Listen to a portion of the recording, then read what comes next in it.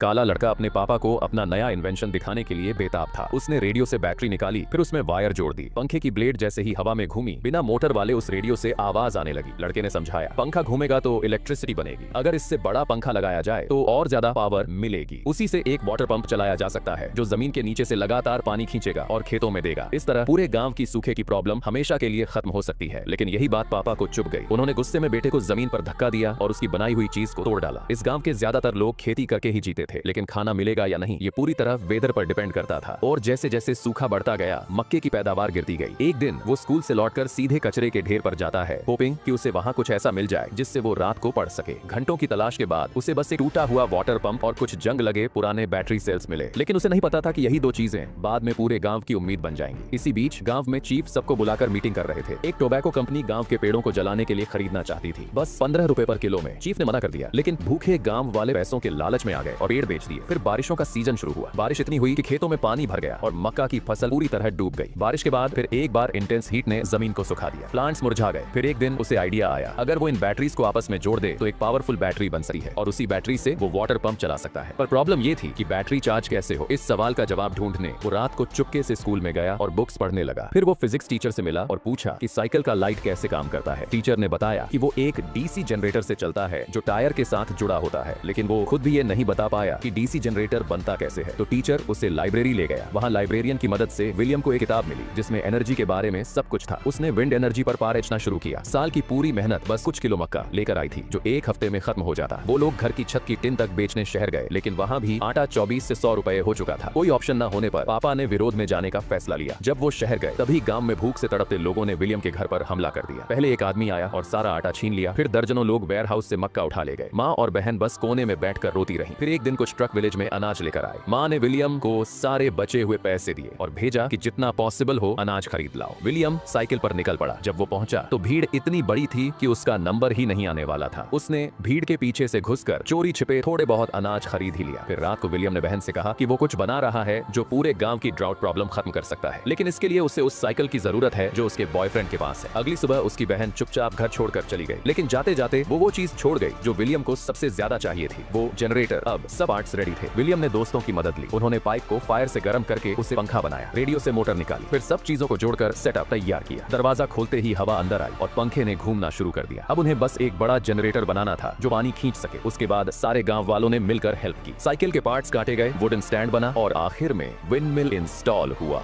हवा चली और पंप घूमने लगा और पानी निकल आया। पापा ने विलियम को गले लगा लिया। गांव के लोग चिल्ला उठे। सूखी जमीन पर फिर से हरी घास उग आई।